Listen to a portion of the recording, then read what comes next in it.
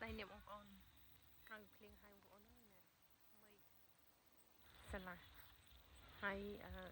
និយាយពី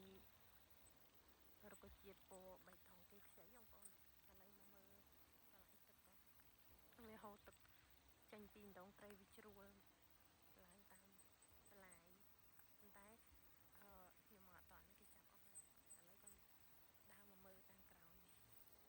ឥឡូវត្រីបានស្លោហើយតែអ្នកថតទៅមកថតដែរអ្នកបងប្អូនអ្នកបន្លាយទឹកឯភ្លៀងមកមិញបន្លាយទឹកវិញដែរហ្នឹងណា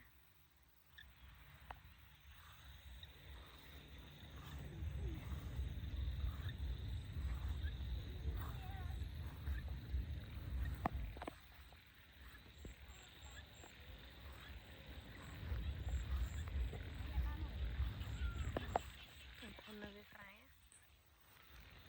តែពីមេឃភ្លៀងហើយពីមានអារម្មណ៍ស្រស់ស្រាយអូយពីគេត្រីវាអ្នកជ្រួលចង់ចាប់ណាស់ហើយអូទីថតមើលឃើញណៃចុះណៃអូមកបាត់ឲ្យមួយkiaនឹងលឿន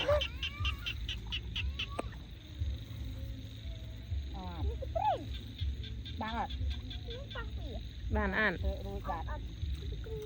ក្តាមត្រូវបានរួចជឿថាពោអើយ